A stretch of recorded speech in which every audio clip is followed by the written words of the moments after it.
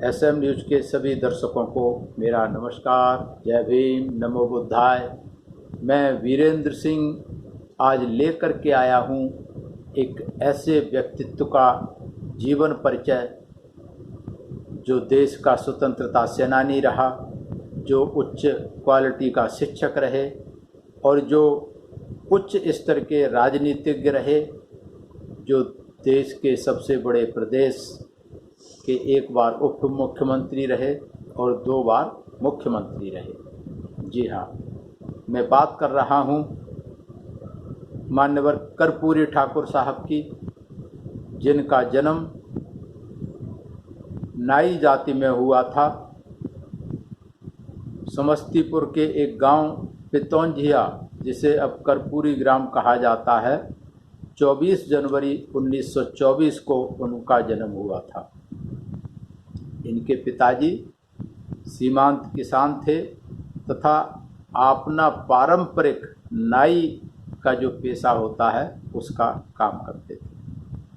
इनके नाम के आगे ठाकुर है, लेकिन ये नाई जाति से ताल्लुक़ रखते थे, नाई जाति के थे।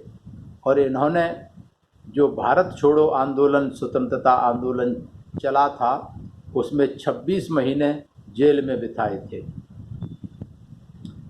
बिहार में 22 दिसंबर 1970 से 2 जून 1971 तक तथा 24 जून 1977 से 21 अप्रैल 1979 के दौरान बिहार के 2 बार मुख्यमंत्री रहे। सामाजिक रूप से पिछड़ी जाति नाई जाति में इन्होंने जन्म लिया। नाई जाति में जन्म लेने वाले इस महानायक ने राजनीति में भी जनसेवा की भावना के साथ काम किया, क्योंकि नाई जाति का काम भी जनसेवा के तहत, भावना के तहत काम करते हैं दूसरों का। और ख़ास करके गांव देहात में अगर नाई का काम देखें तो वो पूरी तरीके से जनसेवा व्यवस्था से जुड़ा हुआ है, चौथे वर्ण की व्यवस्था से जुड़ा हुआ काम है, वो करते थे। उनकी सेवा भावना के कारण उन्हें जननायक की उपाधि दी गई थी। वह सदा गरीबों के अधिकार के लिए लड़ते रहे और मुख्यमंत्री रहते हुए उन्होंने पिछड़े समाज को 27% आरक्षण 1977 में दिया था। ये एक बहुत बड़ी उपलब्धि थी उनके लिए। कर्पूरी ठाकुर दूरदर्शी तो थे ही, एक अच्छे वक्ता भी थे। और आज़ादी के समय पटना के एक कृष्णा टाकीज हॉल में छात्रों की सभा को संबोधित करते हुए उन्होंने एक क्रांतिकारी भाषण दिया था कि हमारे देश की आबादी इतनी अधिक है कि केवल अगर सब लोग थूक देने से ये अंग्रेजी राज उसमें बह जाएगा। इस भाषण के कारण उन्हें सज़ा भुगतनी पड़ी, 26 महीने जेल में रहना पड़ा। वो भारत के देशवासियों को सदा जगाने के लिए, जानने के लिए जगाते रहते, अधिकारों को जानने के लिए जगाते रहते।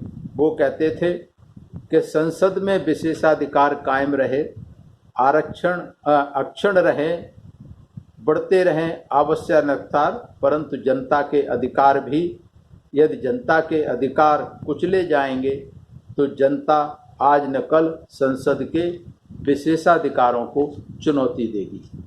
इस तरीके से समाज को जगाने का काम करते थे। कर्पूरी ठाकुर लोकनायक जयप्रकाश एवं राम मनोहर लोहिया जैसे इनके राजनीतिक गुरु थे। राम सेवक यादव, मधु लिमये जैसे साथी दिग्गज इनके साथी थे। आज जो लालू प्रसाद यादव, नीतीश कुमार, रामविलास पासवान, सुशील कुमार मोदी, जितने नेता ये हैं, इन सब के ये गुरु थे। बिहार में सत्ता के कार्यक्रम उन्होंने 4 कार्यक्रम बनाए थे। पिछड़ा वर्ग का ध्रुवीकरण, सत्ता पाने के 4 कार्यक्रम बने। पिछड़े वर्ग का ध्रुवीकरण, हिंदी का प्रचार प्रसार, समाजवादी विचारधारा का प्रचार प्रसार, कृषि का सही लाभ किसानों तक पहुंचाना। ये काम समाज से जुड़े हुए काम थे, समाज के फायदे के हित के लिए थे। कर्पूरी ठाकुर 1952 में पहली बार पहला विधानसभा चुनाव हुआ, उसमें जीतने के बाद वो बिहार विधानसभा का चुनाव कभी हारे नहीं। ऐसा शायद ही एक आध कोई नेता रहा है देश में जो एक बार चुनाव लड़ने के बाद कभी हारा नहीं। राजनीति में इतना लंबा सफ़र बिताने के बाद भी जब वो मरे थे तो परिवार को विरासत में देने के लिए उनके पास कुछ नहीं था, उनके पास एक मकान तक नहीं था। देखिए, मतलब जो एक बार उप मुख्यमंत्री रहा बिहार का, 2 बार मुख्यमंत्री रहा बिहार का, लेकिन अपने नाम कहीं एक मकान उन्होंने नहीं बनाया। ऐसे ईमानदार व्यक्तित्व बहुत कम होते हैं। कर्पूरी ठाकुर जब राज्य के मुख्यमंत्री थे तो उनकी ईमानदारी के किस्से कहानियाँ बहुत हैं कि जब मुख्यमंत्री थे तो उनके एक रिश्ते के बहनोई उनके पास आए कि कहीं कोई सिफारिश कर दो, कहीं कोई नौकरी दिलवा दो। तो बताते हैं कि उन्होंने अपनी जेब से 50 रुपये निकाल कर उनको दिए और कहा कि उस तरह वगैरह सामान ले लेना और कहीं अपना पुश्तैनी धंधा करो जा कर के। इस तरीके का व्यक्तित्व, इस तरीके के विचार कर्पूरी ठाकुर के थे। कर्पूरी ठाकुर की आर्थिक तंगी को सभी जग जाहिर थी, तो उनको देखते हुए देवीलाल ने, जो देवीलाल जी थे हरियाणा के, उन्होंने अपने पटना में एक मित्र को कहा था कि कर्पूरी ठाकुर कभी अगर आपसे 5-10 हज़ार रुपये मांगे तो उनको दे देना, मैं आपको दे दूंगा। लेकिन वो नौबत कभी नहीं आई। जब देवीलाल ने पूछा तो कभी उन्होंने किसी से एक नया पैसा नहीं मांगा। कर्पूरी ठाकुर साहब मुख्यमंत्री रहते हुए उनके क्षेत्र में कुछ सामंती यादव जमींदारों ने उनके पिताजी को बाल काटने के लिए बुलाया, क्योंकि उस समय गांव में ये प्रथा थी कि नाई वहाँ मोहल्ले में जाकर के बाल काटते थे, या कोई कार्यक्रम होता था तो नाई जाकर के वहाँ जाते थे। तो उनकी चूँकि तबीयत खराब थी इसलिए वो जा नहीं पाए, तो उन दबंगों ने, सामंतों ने अपने लठैत भेज करके जबरदस्ती उनको लाने के लिए कहा। ये बात पुलिस प्रशासन को पता लगी, तो जब तक लठैत वहाँ पहुँचे पुलिस प्रशासन भी वहाँ पहुँच गया, उनको अरेस्ट करके कार्रवाई करने के लिए पकड़ के ले आए। आखिर वो मुख्यमंत्री के पिताजी थे।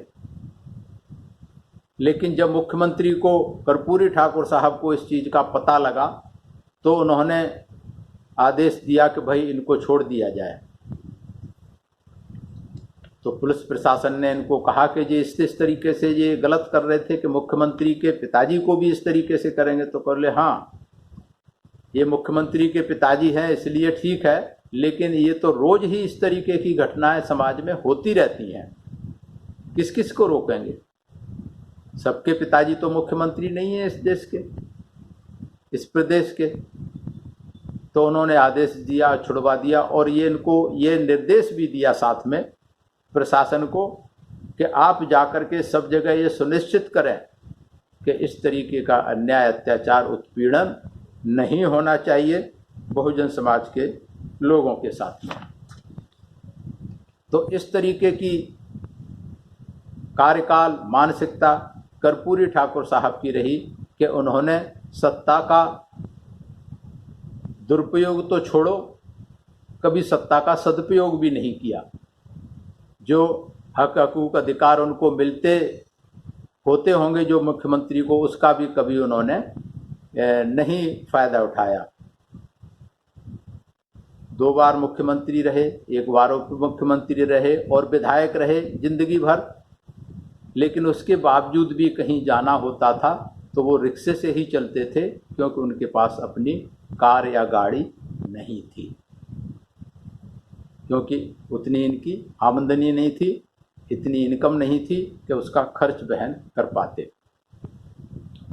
कर्पूरी ठाकुर साहब का जब निधन हुआ तो हेमती नंदन बहुगुणा जो मुख्यमंत्री रहे थे उत्तर प्रदेश के, जब उनके गांव में पहुंचे तो वहां देखा कि एक पुश्तैनी झोंपड़ी उनके गांव में पड़ी हुई है। तो इसमें लिखा है कि वो हेमती नंदन बहुगुणा उस स्थिति को, कर्पूरी ठाकुर की स्थिति को देख करके रो पड़े थे। 1970-71 में कर्पूरी ठाकुर साहब बिहार के मुख्यमंत्री थे और अपनी बेटी की शादी करनी थी। रांची के एक गांव में लड़के को, वर को देखने जाना था। वहाँ वो सरकारी गाड़ी लेकर के नहीं गए, टैक्सी करके लड़के वालों के घर गए और शादी भी उन्होंने गांव से की। और शादी में, बेटी की शादी में किसी मंत्री, किसी अधिकारी को निमंत्रण नहीं दिया। तो ऐसे मुख्यमंत्री, और उन्होंने ये भी आदेश कर दिया कि उस दिन जो उनका नज़दीक का हवाई अड्डा था कि यहाँ कोई हवाई जहाज़ नहीं आएगा, कि लोग अपने आप भी कुछ आना चाहें कोई हवाई जहाज़ से, कैसे नेता लोग, उन्होंने उसके लिए भी मना कर दिया कि मेरी अनुमति के बिना कोई हवाई जहाज़ यहाँ नहीं उतरेगा। मुख्यमंत्री रहने के बावजूद भी एक बार जेपी जयप्रकाश जी के यहाँ उनका जन्मदिन था, तो देश के सभी पार्टियों के सभी छोटे बड़े नेता वहाँ पधारे हुए थे। कर्पूरी ठाकुर साहब भी वहाँ गए हुए थे। वहाँ वो फटा कुर्ता और फटी चप्पल पहने हुए, बिखरे बाल, इसी तरीके से रहते थे, तो वहाँ भी इसी तरीके से पहुँचे। तो कई लोगों ने मजाक भी किया, कई लोगों ने कुछ और भी टिप्पणी की। कईयों ने कहा कि भाई एमएलए को इतना वेतन तो मिलना चाहिए, मुख्यमंत्री को इतना वेतन तो मिलना चाहिए कि वो अपने कपड़े बनवा सके। तो जो चंद्रशेखर थे, उन्होंने अपनी कुर्ते की झोली बना करके सबके से पैसे इकट्ठे किए और जो पैसे इकट्ठे हुए उस पैसे को चंद्रशेखर ने कर्पूरी ठाकुर को दे दिया और कहा कि आप अपना कुर्ता बनवा लेना, सिर्फ कुर्ते के लिए है और कुछ मत करना। तो कर्पूरी ठाकुर गंभीर होते हुए उन्होंने कहा कि अच्छा, आपने जो पैसे दिए हैं धन्यवाद, इसको मैं मुख्यमंत्री राहत कोष में जमा कर दूंगा। तो ऐसे कर्पूरी ठाकुर, जिन्होंने पिछड़ों की भागीदारी सबसे पहले सुनिश्चित की और बढ़ी पिछड़ों की भागीदारी, उनको मान सम्मान न्याय मिला, इस तरीके से मुख्यमंत्री 2 बार रहते हुए, उप मुख्यमंत्री रहते हुए इन्होंने अपने लिए कुछ नहीं किया। तो ये मैं समझता हूँ कि भारत की राजनीति में, अब तक की राजनीति में, सारे प्रदेशों की और देश की राजनीति में ऐसा शायद कोई दूसरा राजनीतिज्ञ मैंने तो सुना नहीं। लेकिन कारण क्या रहा होगा? ये बहुजन समाज के लोग, पिछड़े समाज के लोग सही माने में देशभक्त हैं, ईमानदारी इनके अंदर कूट कूट के भरी होती है, इसलिए सत्ता का दुरुपयोग बहुत कम करते हैं। कर्पूरी ठाकुर इसकी मिसाल हैं, इसकी उदाहरण हैं इस देश में। लेकिन मैं दूसरी तरफ ये भी कहता हूँ कि बहुजन समाज के लोगों को, बहुजन समाज के नेताओं को इतना भी कर्तव्यपरायण नहीं होना चाहिए कि अपनी जो बुनियादी सुविधाएं हैं कम से कम उन्हें तो ठीक कर लेना चाहिए, क्योंकि समाज के लिए ये एक मैसेज जाता है, समाज के आइकन होते हैं ये, इससे पीढ़ियों को प्रेरणा मिलती है, आगे आने वाली पीढ़ियों को। तो मेरा मानना है कि इतना सरल भी नहीं होना चाहिए कि लोग मजाक उड़ाएं। कर्पूरी ठाकुर का व्यक्तित्व बहुत अच्छा रहा, सब कुछ अच्छा रहा, ईमानदारी के साथ इन्होंने सरकार चलाई, लेकिन अपने अपने परिवार के लिए इन्होंने कुछ नहीं किया। ऐसे कर्पूरी ठाकुर साहब कई बार गठबंधन सरकार बनाने का मौका मिला, गठबंधन किसी से भी कर लेते थे ये जब इनका नेतृत्व था, लेकिन जब इनके हिसाब से कोई नहीं चलता था, मुताबिक इनके मन मुताबिक काम नहीं होता था, तो तुरंत उसे तोड़ देते थे। इसलिए इनके विरोधी और इनके दोस्त भी ये असमंजस में रहते थे कि इनके फैसलों में हमेशा अनिश्चितता बनी रहती है कि कब कौन सा गठबंधन कर लें, कब कौन सा गठबंधन तोड़ दें, किसी को कोई भरोसा नहीं होता था। ऐसे राजनीतिज्ञ इस देश में मिसाल हैं। इस तरीके से राजनीति और समाज सेवा करते हुए, मुफलिसी के दिन गुजारते हुए, अपने परिवार के लिए, आने वाली पीढ़ियों के लिए कुछ धन संग्रह संपत्ति ना करते हुए कर्पूरी ठाकुर साहब का 64 साल की उम्र में 17 फरवरी 1988 को दिल का दौरा पड़ने से वो हमारे बीच से चले गए। मैं नमन करता हूँ ऐसे राजनीतिज्ञ को, ऐसे महापुरुष को कि जिन्होंने सत्ता के शिखर पर पहुंचकर भी कभी सत्ता का दुरुपयोग तो छोड़ो, कभी उसका सदुपयोग नहीं किया, कभी उसका लाभ नहीं लिया। मैं धन्यवाद करता हूं एसएम न्यूज़ का, जो इस सीरीज को चला रहे हैं कि ऐसे महापुरुष को, इतिहास को, जिन्होंने समाज के लिए, देश के लिए, मानवता के लिए अपने आप को निछावर कर दिया, अपने आप को समर्पित कर दिया। ऐसे इतिहास को लाने का काम कर रहे हैं, जन जन तक पहुंचाने का काम कर रहे हैं। और मैं धन्यवाद करता हूं सभी दर्शकों का कि इस सीरीज को लाइक कर रहे हैं, पसंद कर रहे हैं और कमेंट्स द्वारा मेरी और एसएम न्यूज़ की हौसला अफजाई कर रहे हैं। इसी तरीके से देखते रहिए एसएम न्यूज़। सभी को मेरा जय भीम, नमो बुद्धाय, नमस्कार। अगर आपने अभी तक हमारा चैनल सब्सक्राइब नहीं किया है तो सब्सक्राइब करें और घंटी का बटन बिल्कुल भी दबाना ना भूलें, ताकि सभी लेटेस्ट खबरें पहुंच सकें आप पे सबसे पहले।